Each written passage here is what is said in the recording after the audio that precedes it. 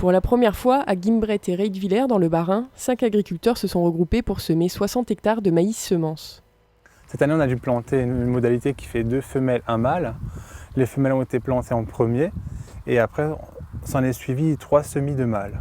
La principale différence qu'il y a au semis, c'est que vous semez d'abord les 2 femelles et les 3 mâles qui suivent sont semés à chaque fois à 4-5 jours d'intervalle.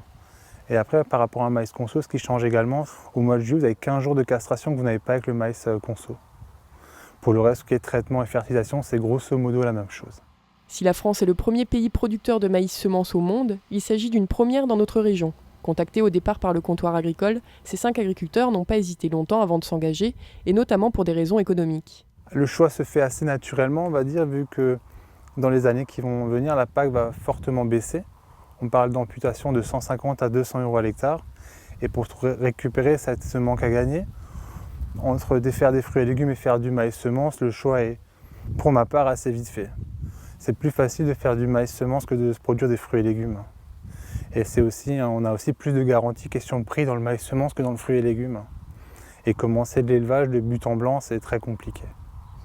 Il y avait une recherche effectivement de pouvoir trouver de la diversification.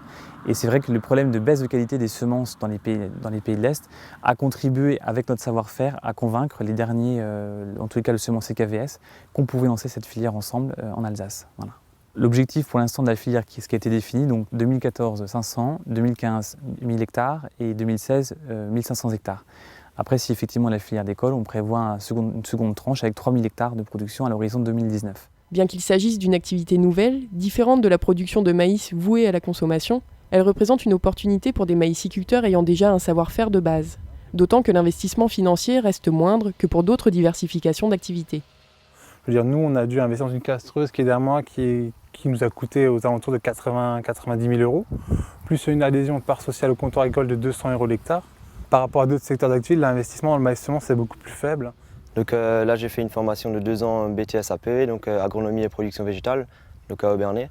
J'ai terminé la formation en juin et là, je suis à la maison donc, en tant que salarié sur l'exploitation familiale. Donc on fait principalement des céréales et de la betterave encore. Et donc on a commencé aussi le maïs semence donc pour développer une nouvelle culture. Déjà comme je suis à la maison, donc ça fait une personne en plus. Il fallait développer une culture et faire de nouvelles choses, quoi. C'est toujours intéressant.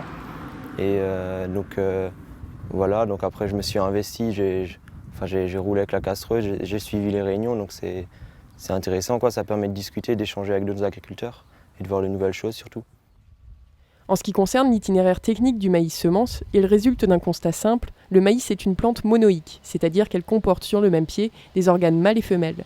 Pour créer de nouveaux maïs hybrides qui serviront de semences par la suite, on commence donc par traiter différemment les 2 variétés sélectionnées. Donc la production de semences consiste à reproduire 2 lignées bien identifiées et bien différentes. Donc nous avons une lignée qui va jouer le rôle de mâle, donc on va laisser les panicules faire leur travail, et on va semer une lignée qui va jouer le rôle des femelles. C'est pour ça que nous les castrons, puisque leur organe mâle va perturber et polluer la production d'hybrides. Ces lignées-là sont définies par notre obtenteur, qui est cette année KVS, nous donne un plan de semis très rigoureux avec le nom de la variété, son identification par étiquette SOC, puisque ceci doit être référencé et validé par rapport au GNIS, par rapport au contrôle. Et il donne également la densité, le type de semis, si c'est du 2,2, si c'est du 3,4, si c'est du 6,3, du 4,3, et également l'historique du plan de semis, c'est-à-dire à quel tempo nous devons décaler le semis des femelles et des mâles. La castration qui intervient au mois de juillet est l'étape clé de la production. Les agriculteurs doivent y porter une attention particulière. C'est donc pour cette raison qu'après une castration mécanique, réalisée en plusieurs passages avec une castreuse, il faut encore fignoler manuellement. Pour ces 60 hectares, l'embauche de 30 saisonniers a été nécessaire. La castration est prise en charge par le semencier, qui indemnise la période de castration à hauteur de 1 200 euros par hectare, castration manuelle et mécanique comprise. Et à nous, agriculteurs, à la fin, il nous restera entre 500 et 900 euros de marge en plus, par rapport à 1 hectare de maïs conso. L'autre élément à prendre en compte est l'isolation de la production.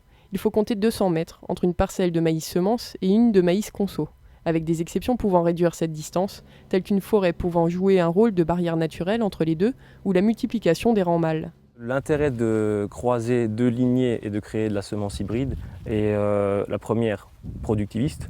Ça permet de doubler le rendement puisque les lignées ont un plafond de 60 quintaux à peu près, alors que l'hybride, vous pouvez dépasser les 110-120 quintaux. Et également un intérêt sanitaire, puisque le maïs, par rapport à d'autres cultures comme du blé ou betterave, n'a pas besoin de fongicides. Et elle n'a pas besoin de fongicides, pourquoi? Puisque cette hybridation la renforce au niveau de la concurrence des champignons qui sont dans la nature. Le désherbage et la fertilisation se déroulent comme un maïs conso. Mieux, l'utilisation d'engrais est moindre, environ 20% d'apport d'azote peuvent être économisés, et pour favoriser les femelles une fois celles-ci fertilisées, l'agriculteur n'a plus qu'à broyer les mâles. Le comptoir agricole prend en charge la suite. Aujourd'hui, il faut suivre le cahier de charge rigoureux du GNIS, le groupement national interprofessionnel des semences. Ce groupement a mis en place tout un cahier des charges de contrôle qui est effectué par nos soins sous l'égide du syndicat des producteurs de semences. Ce syndicat est naissant, comme la filière semences en Alsace, et nous a fait confiance pour réaliser le contrôle auprès des agriculteurs.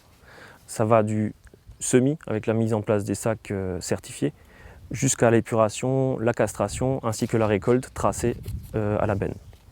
Et sans cela, aujourd'hui, vous ne pouvez pas vendre de la semence ni en France, ni en Europe, ni dans le reste du monde. Ce qui est sûr, c'est que pourquoi est-ce que le comptoir propose cette filière? Parce qu'il y a une vraie expertise en agronomie au niveau du comptoir agricole. Vous avez le guide technique qu'on connaît maintenant depuis un certain nombre d'années. Vous avez une région, l'Alsace, dans laquelle vous avez les meilleurs rendements de France, et ce depuis de nombreuses années. Donc il y a un vrai savoir-faire, en tous les cas en Alsace, ça c'est certain. Après, le comptoir, effectivement, a lancé cette filière, mais a mis derrière ça des moyens dédié pour la filière avec des techniciens de production de semences, avec toute une équipe dédiée, dans cette usine également aussi de production de semences. Et vous avez derrière ça une batterie d'outils qui sont mis en place, donc toute une politique de communication pour expliquer finalement quelles sont, par rapport aux craintes que peuvent avoir les agriculteurs, comment fonctionne du maïs semence, pourquoi, quelles sont les différences, que ce n'est pas si difficile qu'un maïs conso traditionnel. Il y a également une formation qui sera lancée en décembre, qui permettra d'accompagner les producteurs de semences qui vont signer un contrat avec le comptoir, une formation sur 2 jours dans laquelle on abordera les aspects économiques, les aspects techniques, mais également aussi les aspects comme la gestion des ressources humaines, avec effectivement, on en a parlé, l'embauche de saisonniers, comment tout ceci va se passer. Et donc l'idée étant effectivement d'avoir un projet structurant pour la coopérative, mais aussi pour les agriculteurs qui rejoindront l'aventure.